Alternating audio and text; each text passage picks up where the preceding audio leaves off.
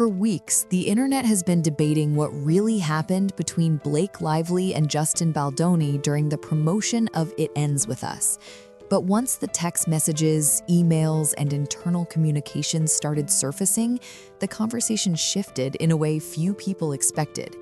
Because suddenly, the story wasn't just about a rumored feud.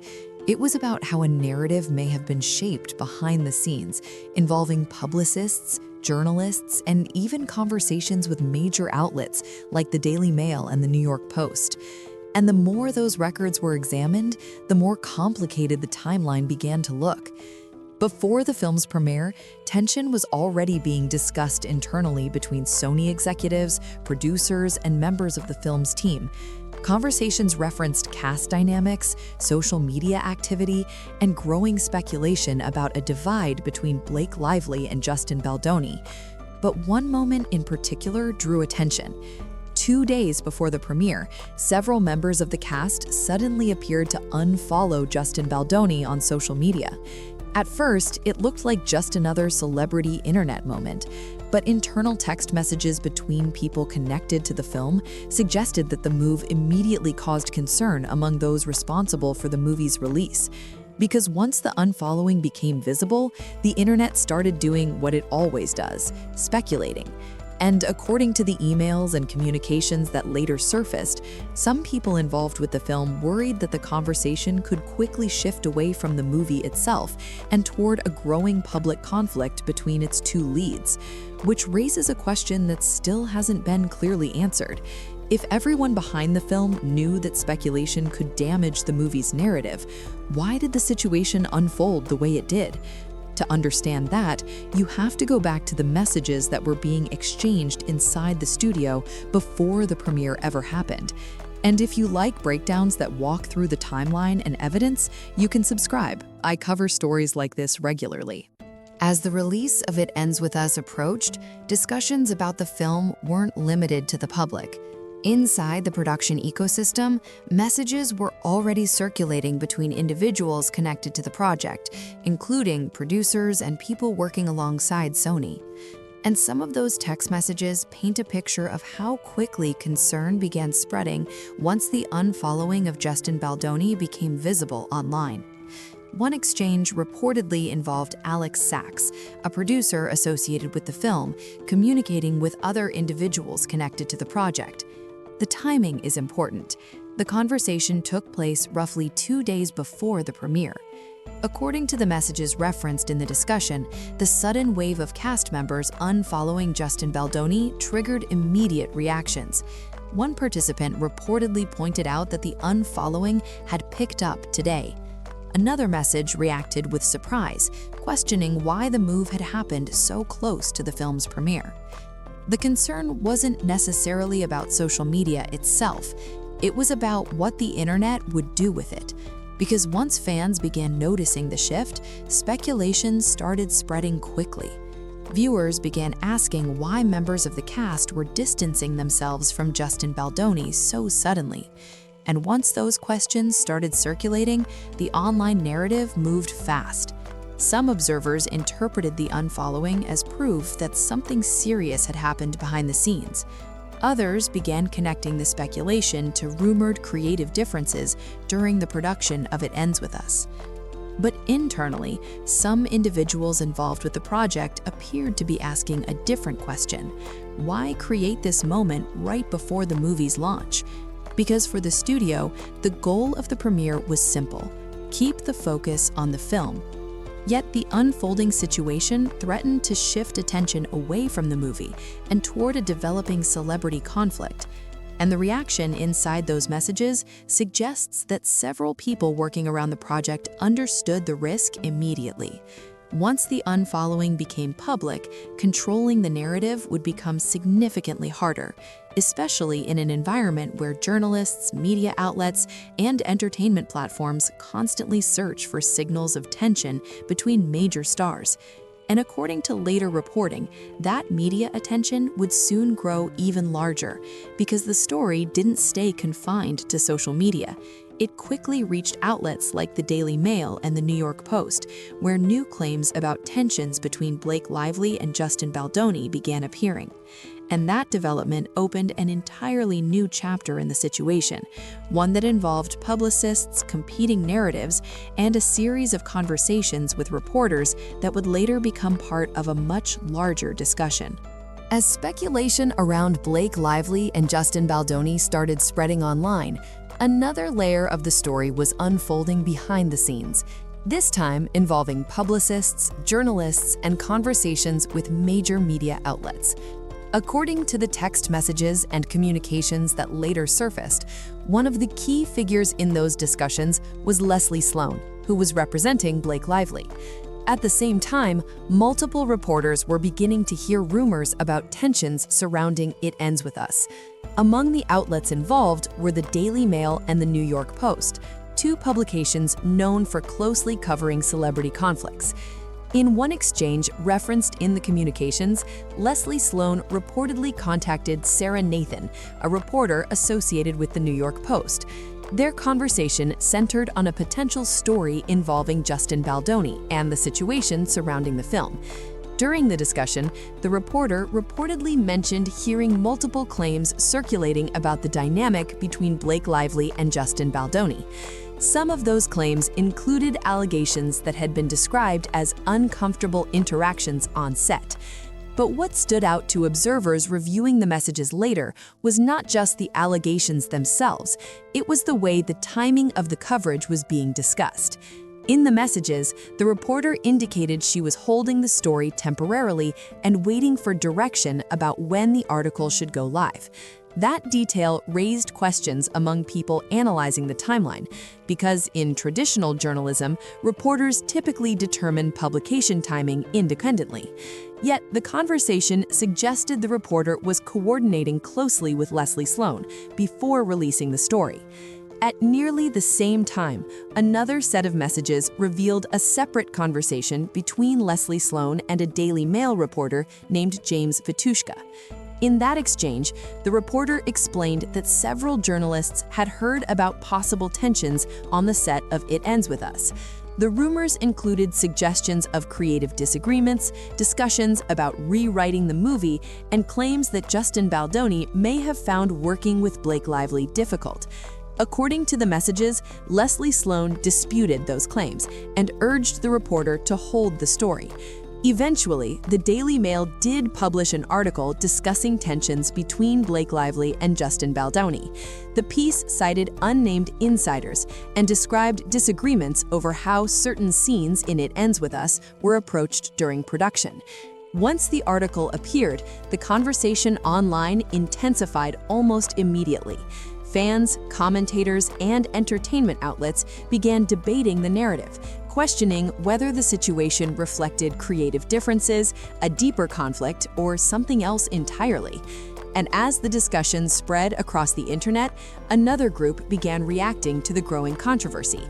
Inside Sony, executives responsible for the film were watching the coverage closely, because once the story reached major outlets, the focus surrounding It Ends With Us was no longer only about the movie itself.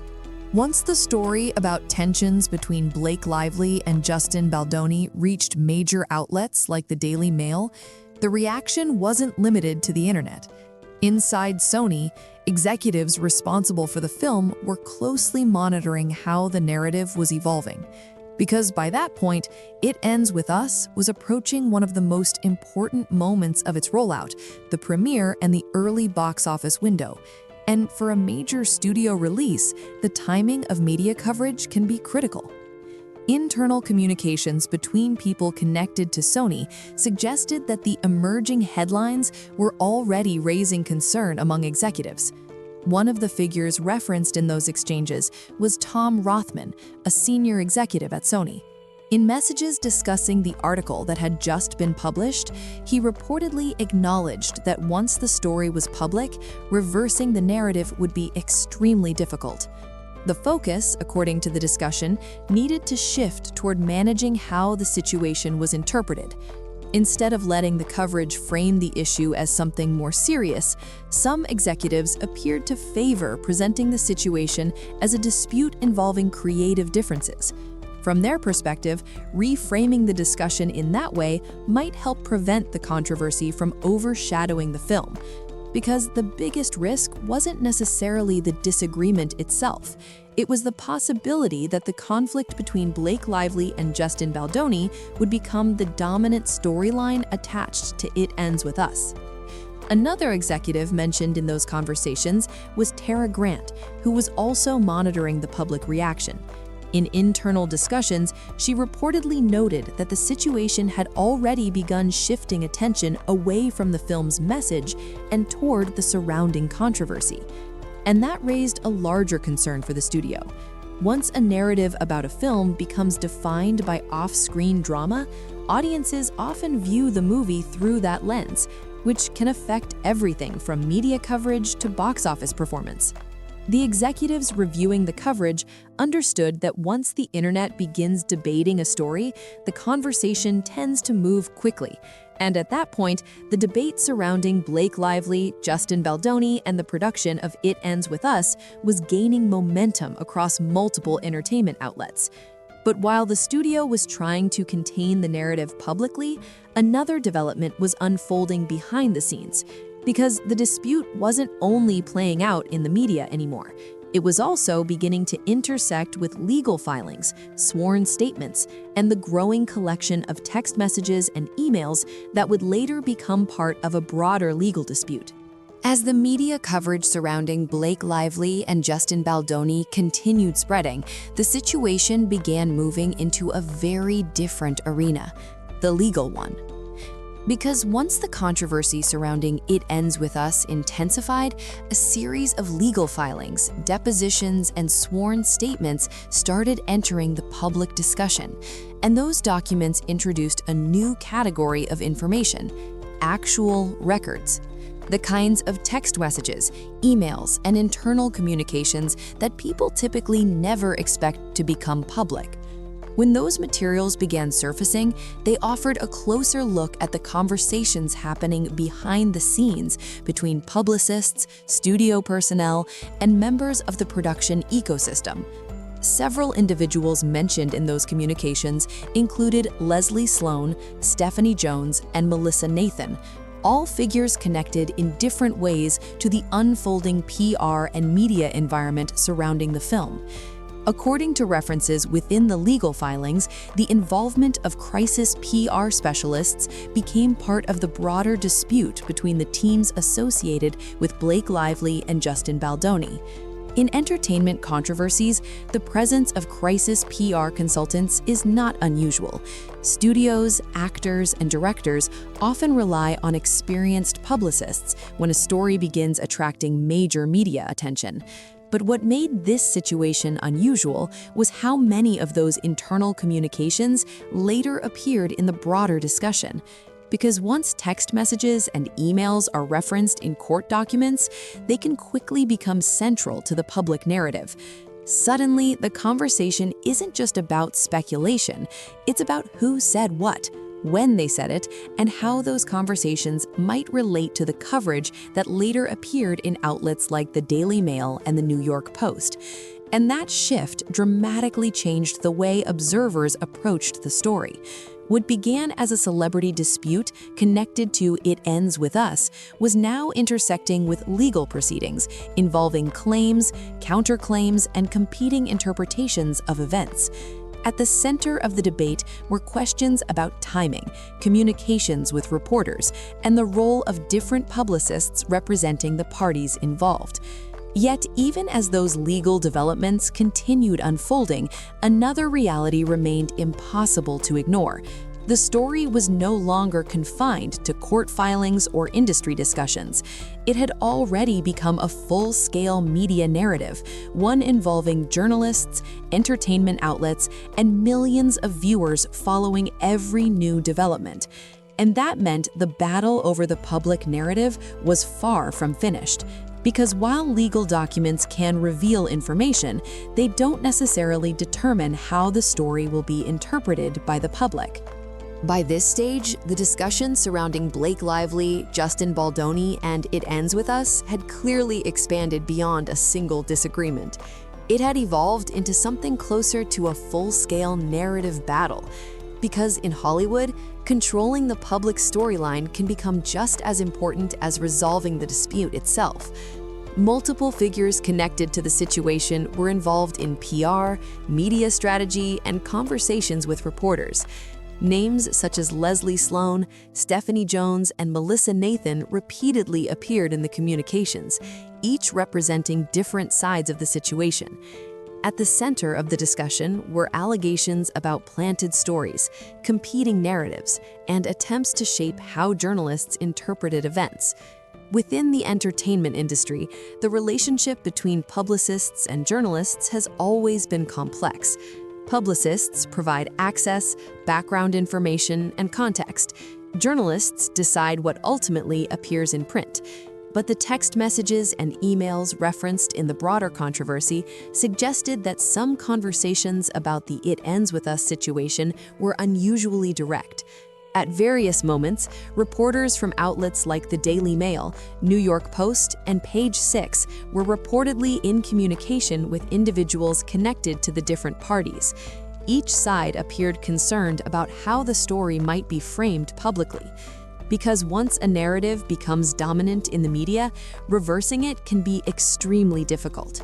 For example, if coverage begins emphasizing a feud between Blake Lively and Justin Baldoni, that storyline can quickly overshadow everything else connected to the film. And in Hollywood publicity strategy, timing often matters as much as the information itself. When stories appear, which outlet publishes them first, how the headline frames the issue, all of those factors can influence how audiences interpret the situation. Observers reviewing the communications later noted how many conversations revolved around holding a story, releasing information, or responding to a developing narrative. That pattern suggested that multiple parties were aware of how quickly the media environment surrounding "It Ends With Us" was changing. And by that point, the debate had already spread across social media, entertainment news, and online commentary. But even with all the media attention, another reality remained looming over the entire situation. Because when a major studio film becomes associated with a controversy, the implications extend far beyond headlines. They reach the financial side of the industry. By the time the debate surrounding Blake Lively, Justin Baldoni, and "It Ends With Us" had reached this stage, the situation had already crossed several boundaries. It had moved from social media speculation to media coverage to legal filings, and then into a broader conversation about public relations and industry dynamics. But for the people responsible for the film's release, another question was becoming increasingly important. What would all of this mean for the movie itself? Because major studio productions rely heavily on a carefully managed rollout, including press tours, premieres, interviews, and coordinated media coverage designed to focus attention on the story being told on screen. When headlines surrounding the project instead begin focusing on a possible conflict between its stars, the promotional strategy can shift overnight. That was the concern being discussed internally among individuals connected to Sony. Executives such as Tom Rothman and Tara Grant were reportedly monitoring how the coverage was evolving across outlets like the Daily Mail, the New York Post, and other entertainment platforms. Their concern wasn't only about the disagreement itself, it was about how the conversation might shape public perception of "It Ends With Us." Once audiences begin associating a film with controversy, that association can influence everything from how the movie is discussed online to how viewers approach the story inside the theater. And the film itself already carried significant expectations. Based on a widely known novel, "It Ends With Us" had built a large audience before cameras ever started rolling. That meant the box office performance and reception of the movie were already being closely watched. If the surrounding narrative became dominated by a dispute involving Blake Lively and Justin Baldoni, the studio risked losing control of the film's public identity. Instead of discussing the themes of the movie, audiences might focus primarily on the off-screen situation. And that possibility is something studios try to avoid whenever possible, because once a story becomes defined by controversy, the conversation can be difficult to redirect. Yet, even as the industry continued watching the situation unfold, one question still remained unresolved. How did the entire chain of events begin in the first place? Because when observers looked back at the timeline, they noticed that several key developments appeared to occur within a very short window of time. And that timeline continues to be debated as more information surrounding text messages, emails, and communications enters the discussion. At this point, the situation involving Blake Lively, Justin Baldoni, and It Ends With Us has evolved into something far larger than the original rumors that first circulated online. What began as speculation about a possible feud between two major figures connected to the film has grown into a complicated story involving media coverage, publicists, internal communications, and now even references in legal filings. Along the way, the discussion has pulled in major outlets like the Daily Mail, the New York Post, and other entertainment platforms that closely follow Hollywood developments. Each new piece of information, whether it involves text messages, emails, or statements from individuals connected to the project, adds another layer to a timeline that observers are still trying to fully understand. And while many aspects of the situation remain disputed, one thing is clear. The narrative surrounding It Ends With Us has taken on a life of its own. Instead of focusing only on the film's story, audiences have been watching the off-screen developments just as closely. That dynamic can reshape how a project is perceived long after the headlines fade. But the most interesting part may still be the timeline itself. Because when the sequence of events is examined closely, from the unfollowing of Justin Baldoni to the early media coverage to the involvement of publicists and journalists, the question that keeps resurfacing is remarkably simple. How much of the narrative was the result of misunderstandings, and how much was the result of strategic decisions made behind the scenes? As more details continue emerging through communications, text messages, and discussions connected to the broader dispute, the timeline surrounding Blake Lively, Justin Baldoni, and It Ends With Us will likely remain the subject of intense debate. And for now, that debate shows no sign of slowing down. If you want more breakdowns like this, where we go through the timeline, the communications, and the stories behind major Hollywood headlines, make sure to subscribe so you don't miss the next video.